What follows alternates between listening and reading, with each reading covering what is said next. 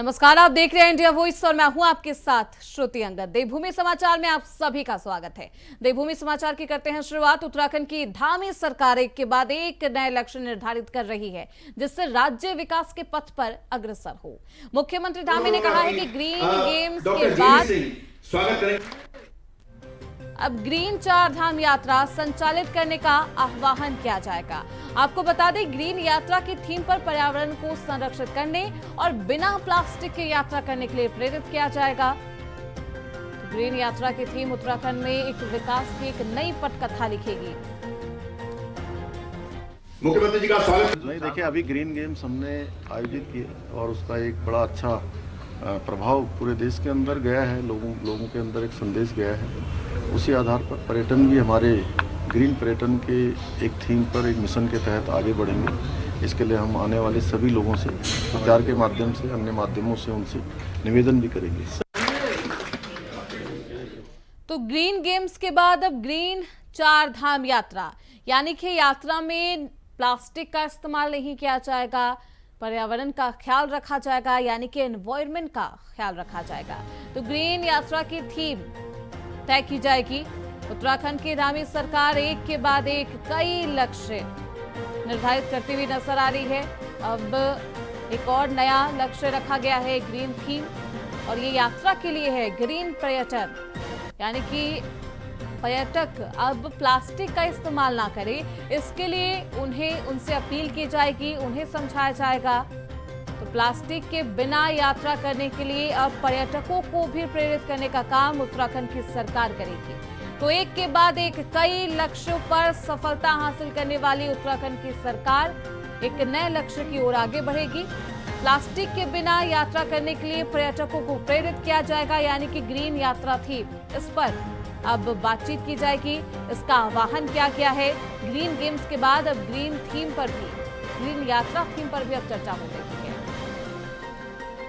इस थीम के बाद राज्य में विकास को लेकर एक नई पटकथा लिखी जाएगी। मुख्यमंत्री धामी ने साफ तौर पर कहा है कि ग्रीन गेम्स के बाद अब ग्रीन चार धाम यात्रा संचालित करने का आह्वान किया जाएगा। आपको बता दें, ग्रीन यात्रा की थीम पर एनवायरनमेंट को संरक्षित करने और बिना प्लास्टिक के यात्रा करने के लिए जो पर्यटक है, जो लोग वहां पर आते हैं उत्तराखंड में घूमने के लिए, उन्हें प्रेरित किया जाएगा। चार धाम यात्रा पर जो आते हैं उन्हें ग्रीन यात्रा थीम के बारे में जानकारी दी जाएगी। प्लास्टिक के बिना यात्रा करने के लिए उन्हें प्रेरित करने का काम किया जाएगा। हमारे साथ हमारे सहयोगी अभय कैंतुरा इस खबर पर ज्यादा जानकारी के साथ जुड़ चुके हैं। अभय, एक के बाद एक कई लक्ष्यों में धामी सरकार ने सफलता हासिल की है, लेकिन एक और नया लक्ष्य है ग्रीन यात्रा की थीम। ये क्या कुछ थीम है?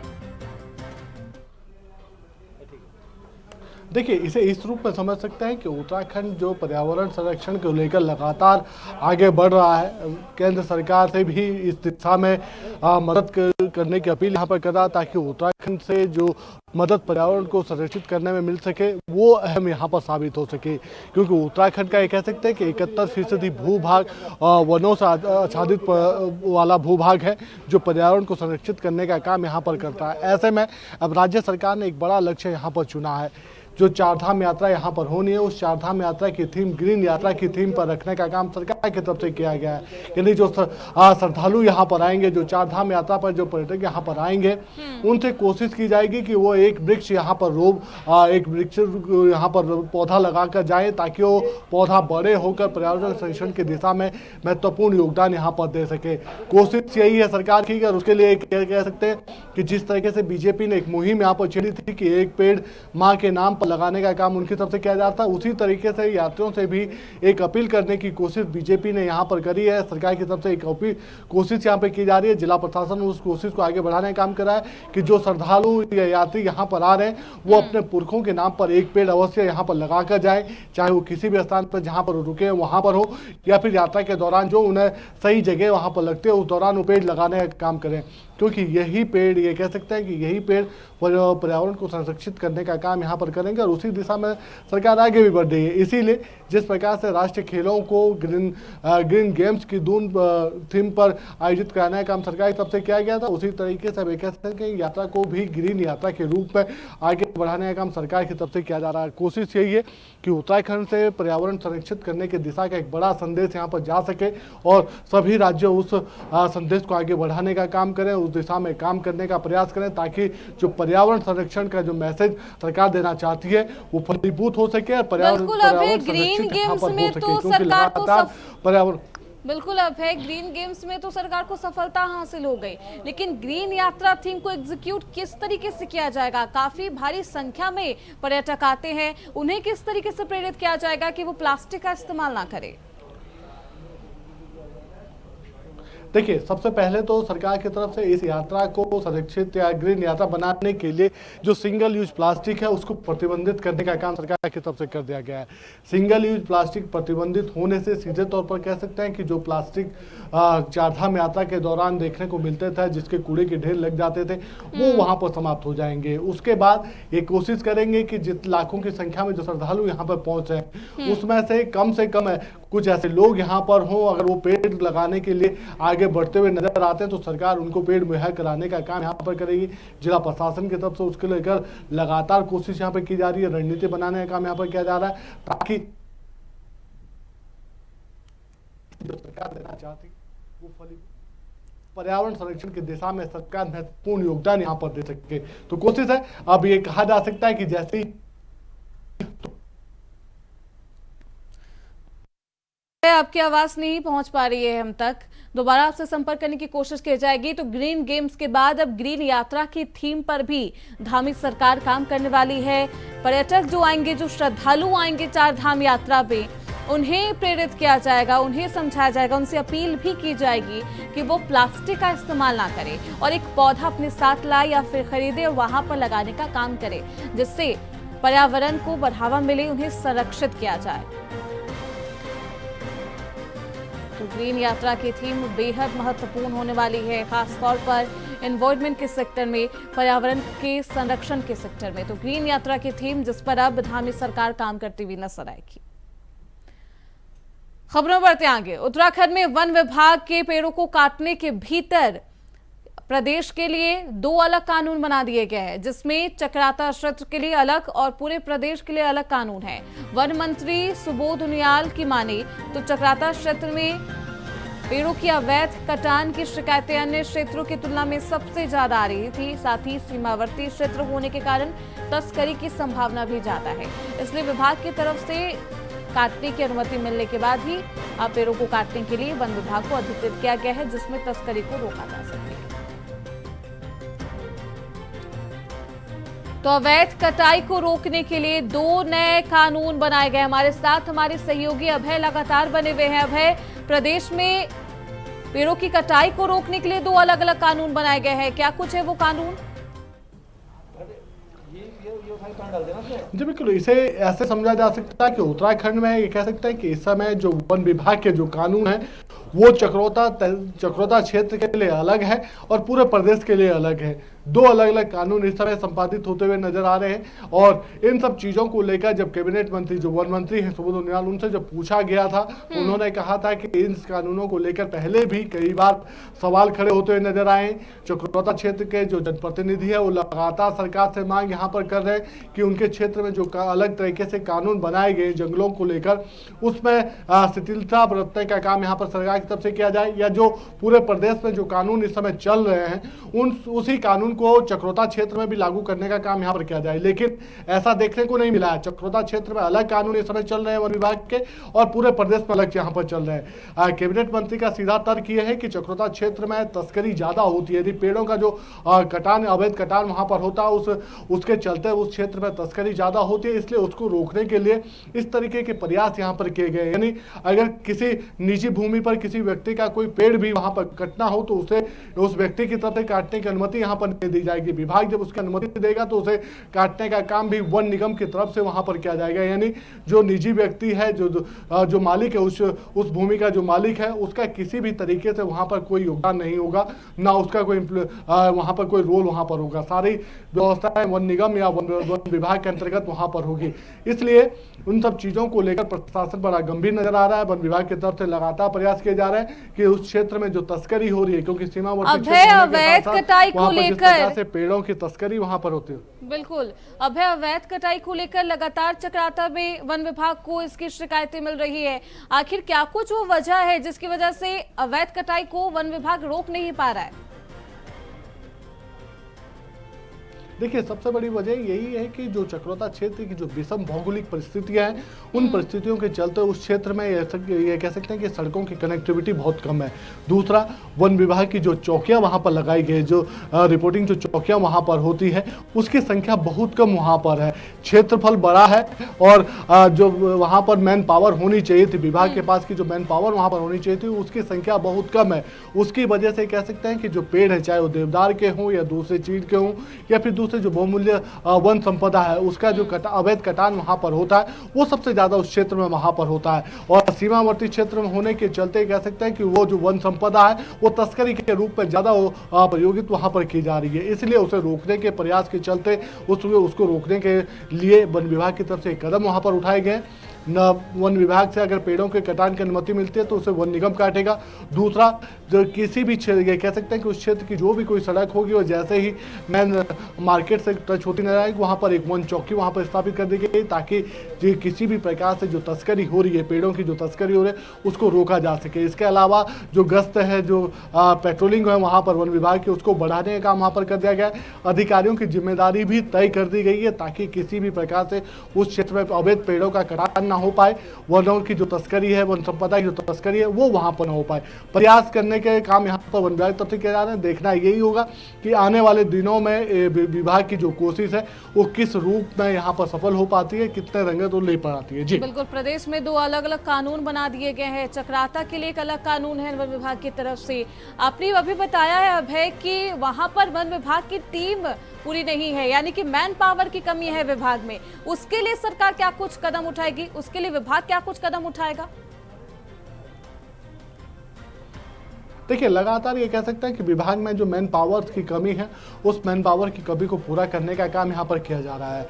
जो भर्तियां हैं, उन भर्तियों को निकालने का प्रयास यहाँ पर किया जा रहा है। लेकिन अभी ये समझा जा सकता है कि जो भर्ती यहाँ पर विभाग की तरफ से चल रही है या जो पूर्व में की गई है थी, उसमें सभी, ये कह सकते हैं कि सभी जिलों का समावेशित प्रतिनिधित्व करने का काम यहाँ पर किया जा रहा है। हर जनपद को अलग अलग कैंडिडेट देने का काम यहाँ पर किया जा रहा है। लेकिन चक्रोता की विषम भौगोलिक परिस्थितियाँ हैं, वन क्षेत्र ज़्यादा है और ऐसे में उस क्षेत्र की रखवाली कर पाना उस सीमित मैन पावर के क्षेत्र से बाहर नजर आ पा रही है।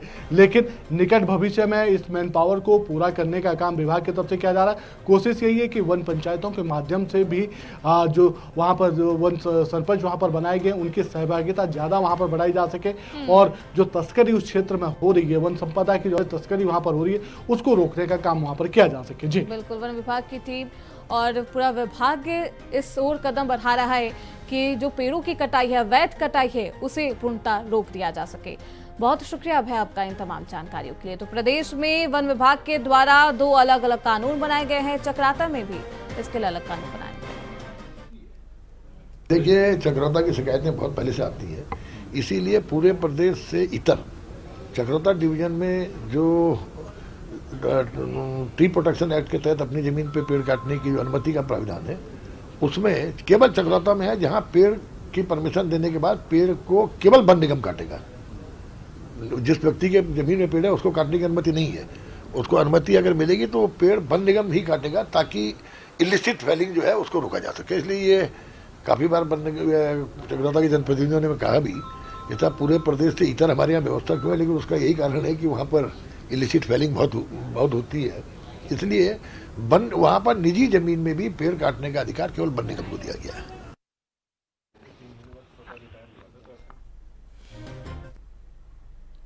तो खबरों बढ़ते आगे। खबर हरिद्वार से है, जहां अवैध निर्माणों और अवैध प्लॉटिंग कॉलोनियों के खिलाफ एचआरडीए की कार्रवाई लगातार जारी है। इसी क्रम में एचआरडीए ने एक बार फिर अवैध कॉलोनियों पर कार्रवाई करते हुए जियापोता क्षेत्र में अवैध कॉलोनियों पर बुलडोजर की कार्रवाई की है। बता दें, दोनों प्लॉटिंग कॉलोनियों अवैध तरीके से विकसित की गई थी। वहीं अवैध कॉलोनियों में कई लोगों ने निवेश भी किया था, जिनके लाखों रुपए अब यहां फंस गए हैं। बता दें, बीते बुधवार को ग्राम जियापोता कटारपुर मार्ग हरिद्वार में भगवती विहार के पीछे स्थित लगभग 10 बीघा भूमि क्षेत्रफल पर श्री प्रतीक अग्रवाल द्वारा कॉलोनी विकसित की जा रही है। इस कॉलोनी को लेकर नोटिस भी जारी किया गया, क्योंकि कोई लेआउट पास नहीं कराया गया था। इसके बाद यहां बुलडोजर की कार्रवाई की गई।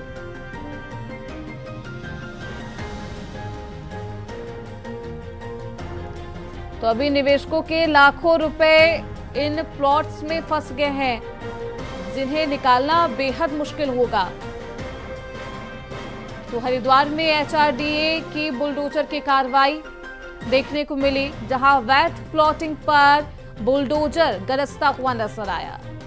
एचआरडीए ने एक बार फिर अवैध कॉलोनियों पर बुलडोजर की कार्रवाई की है और जियापोता क्षेत्र में अवैध कॉलोनियों पर यह बुलडोजर चलता हुआ नजर आया है। बता दें, दोनों ही प्लॉटिंग कॉलोनियां अवैध तरीके से विकसित की जा रही थी। वहीं अवैध कॉलोनियों में कई लोगों ने निवेश किया है, लेकिन अब उन सभी निवेशकों का लाखों रुपए यहां पर फंस गए हैं, जिन्हें निकालना बेहद मुश्किल होगा। आपको बता दें कि बुधवार को ग्राम जियापोता कटारपुर मार्ग हरिद्वार में भगवती विहार के पीछे स्थित लगभग 10 बीघा भूमि क्षेत्रफल पर श्री प्रतीक अग्रवाल द्वारा कॉलोनी विकसित की जा रही थी। इस कॉलोनी को लेकर नोटिस जारी किया गया था, क्योंकि कोई लेआउट पास नहीं कराया गया था, लेकिन उसके बावजूद भी निर्माण कार्य लगातार जारी था। और अब एचआरडीए का ये बुलडोजर गरजता हुआ नजर आया। हमारे साथ हमारे सहयोगी शहजाद इस खबर पर ज्यादा जानकारी के साथ जुड़ चुके हैं हरिद्वार से। शहजाद, क्या कुछ है ये पूरा मामला, बुलडोजर की कार्रवाई क्यों की गई है? बता दें आपको, हरिद्वार में अवैध निर्माण पर और अवैध प्लॉटिंग पर बहुत बड़ी एचआरडीए की कार्रवाई लगातार दिखाई दे रही है। इसी क्रम को देखते हुए एचआरडीए ने एक बार अवैध कॉलोनियों पर बड़ी कार्रवाई देखते हुए जियापोता क्षेत्र में अवैध कॉलोनियों पर बुलडोजर चलाया। 2 प्लॉटिंग कॉलोनी अवैध तरीके से विकसित की जा रही थी। वहीं देखते हुए कॉलोनी में कई लोगों ने निवेश भी कर लिया था, जिनके लाखों रुपए के फंस भी गए हैं। बिल्कुल, यह अवैध निर्माण लगातार जारी था। क्या बुलडोजर की कार्रवाई से पहले शहजाद नोटिस जारी की गई थी, और कितने दिन का समय दिया गया था निवेशकों को और जो बिल्डर है उनको? जी, वही बता दें आपको, इनको पहले से ही नोटिस जारी कर दिया जाता है, उनको 10 दिन का समय दिया जाता है और सील भी कर दी गई थी। हाँ। तो देखते हुए सचिव मनीष ने बताया कि अवैध कॉलोनी पर लगातार कार्रवाई की जा रही है। लोगों से अपील की जा रही है कि अवैध कॉलोनी में निवेश न करें और सिर्फ एचआरडीए जिन कॉलोनी में लेआउट पास कर रहे हैं उन्हीं कॉलोनी को खरीदे। बिल्कुल, अवैध कॉलोनियों को लेकर लगातार सरकार भी अपील कर रही है, जनता से प्रशासन भी अपील कर रहा है, लेकिन उसके बावजूद जो मासूम लोग हैं, जो आम जनता है, उन्हें किस तरीके से ये बिल्डर्स फंसा लेते हैं? जी, बता दें आपको जी कि प्लॉटिंग वाला मामला है, जो बड़े मुआवजा है, हाँ। ये काटने के बाद बिना नक्शे पास करा देते हैं और उलझा देते हैं। हाँ। बिल्कुल शहजाद, भू माफियाओं को लेकर सरकार ने सख्त कानून भी बनाए हैं, प्रशासन की सख्त निगरानी भी लगातार बढ़ती हुई नजर आ रही है, लेकिन उसके बावजूद भू कानून जैसी समस्या खत्म होने का नाम नहीं ले रही है। इसके पीछे लूप होल्स कहाँ है?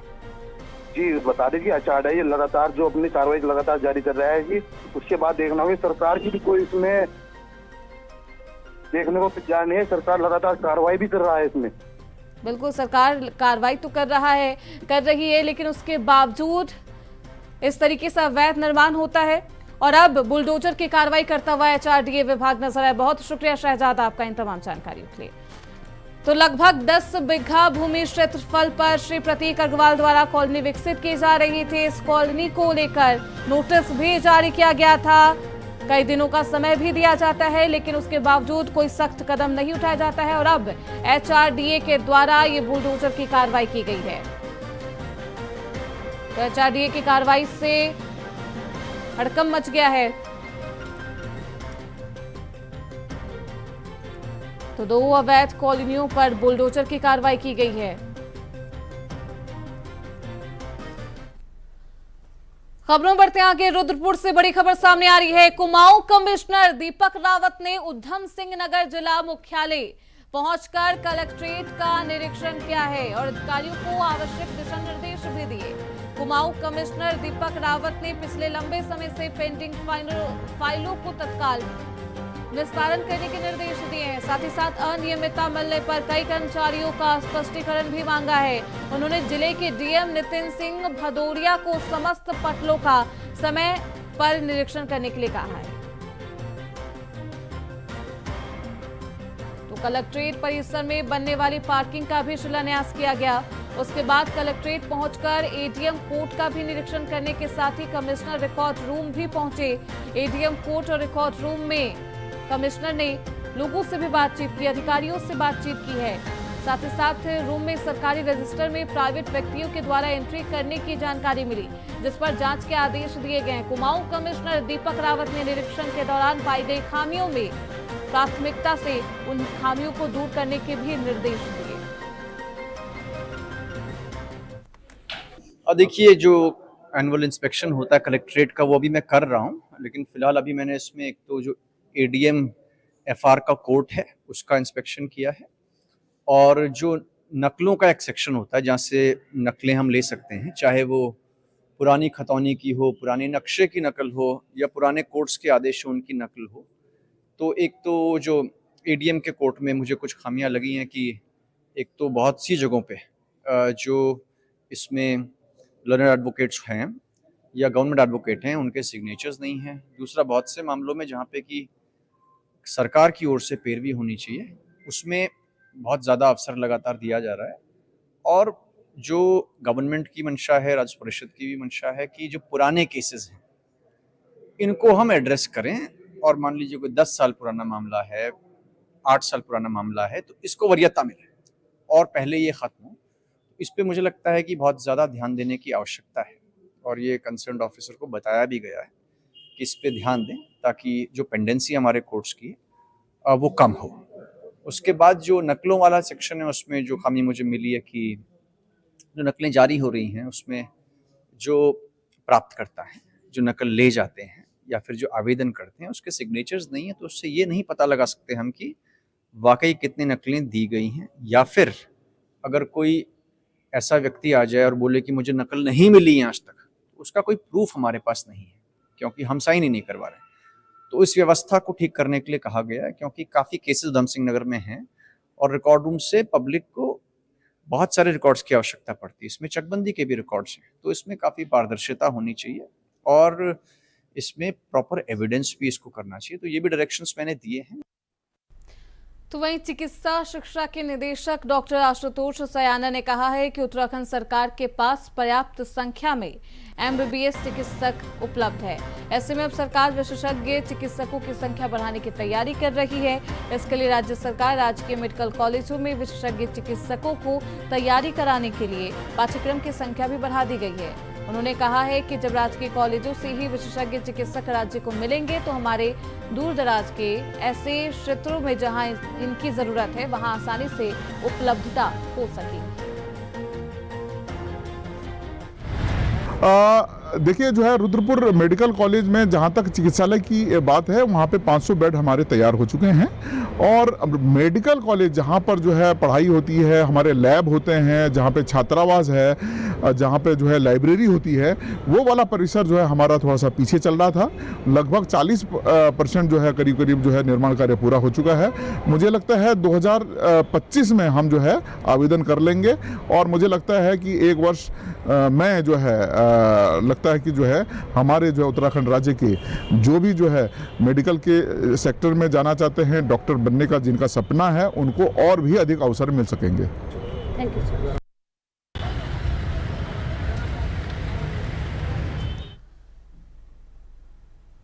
तो वहीं कर्णप्रयाग में सुबह से लगातार बारिश जारी है। मौसम विभाग ने पर्वतीय इलाकों में हल्की बारिश का फोरकास्ट किया है, यानी कि पूर्वानुमान किया है। बारिश होने से ठंड बढ़ चुकी है। कर्णप्रयाग, सिमली, गोचर, गैरसैंण आदि बद्री आदि स्थानों में बारिश लगातार जारी है। तो बारिश का कहर अब उत्तराखंड में देखने को मिल रहा है। जो पर्वतीय इलाके हैं वहां पर हल्की बारिश जारी है, जिसकी वजह से ठंडक बढ़ गई है। तो कर्णप्रयाग में सुबह से ही लगातार बारिश हो रही है। मौसम विभाग ने पूर्वानुमान जारी किया है, चेतावनी भी जारी की गई है। बारिश होने से माहौल ठंडा हो गया है। बारिश होने से ठंडक बढ़ चुकी है। कर्णप्रयाग, सिमली, गोचर, गैरसैंण आदि बद्री आदि स्थानों में बारिश लगातार जारी है।